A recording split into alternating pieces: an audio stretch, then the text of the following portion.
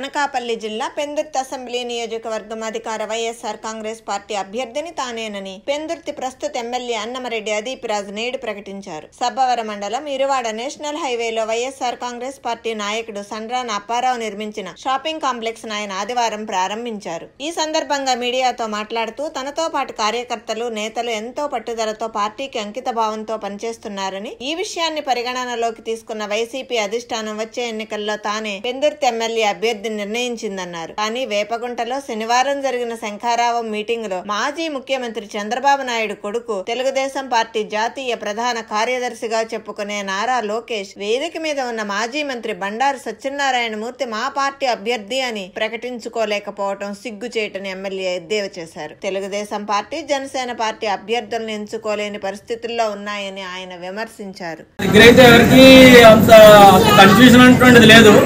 100% YSR Congress party నుంచి మళ్ళీ నేను రెండోసారి కూడా మళ్ళీ పెందుర్తి నియోజకవర్గం పోటీ చేయబోతున్నాను.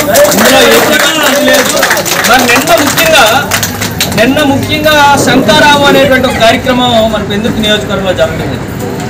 తో పెట్టుకోవాల్సినటువంటి కార్యక్రమాన్ని కూడా ఏ రకంగా పూర్తిగా నీరు గారిపోయి కనీసం 1500 మంది కూడా లేనటువంటి సందర్భంలో కార్యక్రమం జరిగింది. దాంట్లో నేను పెద్దగా మాట్లాడిన కానీ అక్కడ నిన్న పరిస్థితి ఏంటంటే, ఆఖరికి ఇవాళ మేము ఎంత కాన్ఫిడెంట్గా మేము అందరం కూడా కలిసికట్టుగా వెళ్తున్నాం. నిన్న ఆ వేదిక మీద ఒక పార్టీ అధ్యక్షుడు, ఇప్పుడు వాళ్ళ కొడుకు, వాళ్ళ జాతీయ ప్రధాన కార్యదర్శి చెప్పుకునేటువంటి లోకేష్ గారు వచ్చి బండారు సత్యనారాయణ మూర్తి గారిని ఇక్కడ పోటీ చేయబోతున్నారు, గెలిపించండి అని చెప్పలేని పరిస్థితిలో ఉన్నారు.